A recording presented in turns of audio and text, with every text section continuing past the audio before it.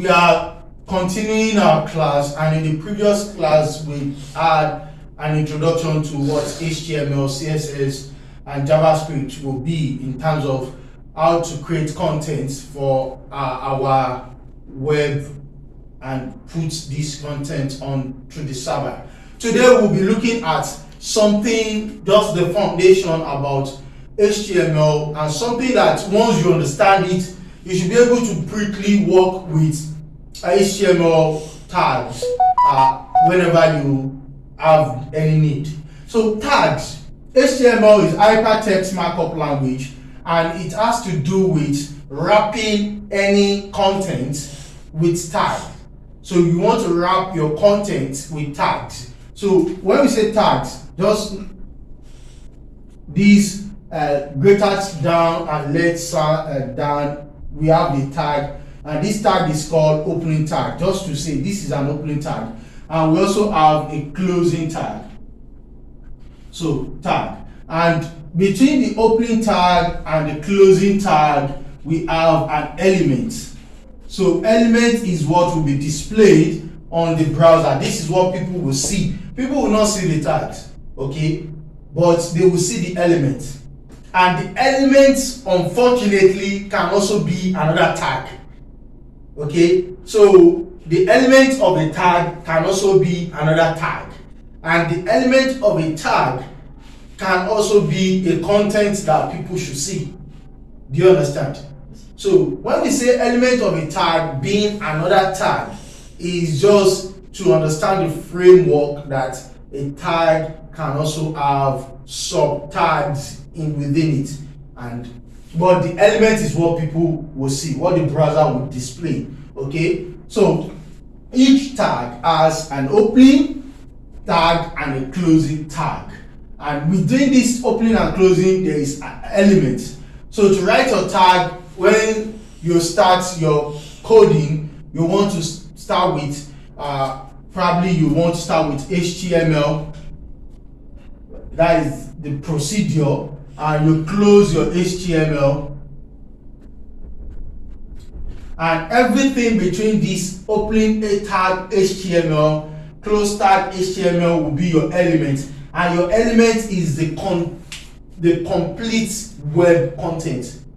So you cannot write anything below this closing tag, because this starts the HTML web browser and this closes the HTML browser. So everything within this two tag, this space, and of course it can always be spacious. These are what your element will be. Your element can also be additional tags, but your element goes in between the opening and the closing of the tags. That is one important factor that you should understand.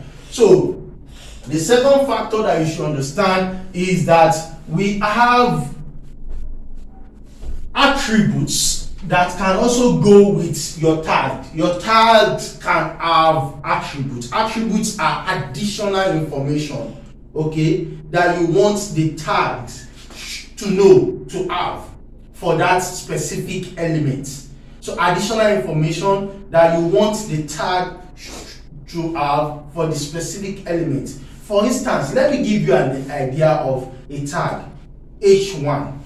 Now, H1 is an header tag, and it is used for title, for writing the topic or the subtitle of a content. We use H1 for the title of a web page.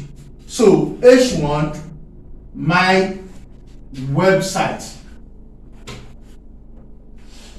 and we now close H1.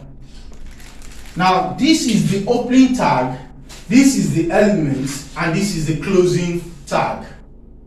Now the element is what will be displayed on the browser, whereas your opening tag and your closing tag would be hidden. That is your HTML information, not the browser to display, not for the browser to display. But I'm saying that this H1 can also take some attributes. When we say attributes, additional information. So you can see we can have something like h1, and perhaps we want to style this, we want to style it, we want to give it a styling. We can say style, okay, there is a space here, we say style is equals to, then we select a property and we select a value. All this, let me say color blue. So this h1 tag has taken additional information. This additional information is called attributes. It's called attributes. So you can add attributes to your tag, but you can only add it to the opening tag. You cannot add it to the closing tag. So we will now have my website and we now have closing h1. So this style attributes is added to this h1. So the element will have h1 and would also have these attributes, additional information. So your HTML tags can also have additional information that would be applied to your element. Element is what is shown to the public. Do you understand? Do you understand? Do you have any question? Likewise, we are also going to look at the HTML tag having self-closing tag. There are some tags that do not require closing tags. They do not require closing tag. They are just self-closing tags. Okay. For instance, the img tag. Img tag is a self-closing tag. Okay. It actually does not require closing tag.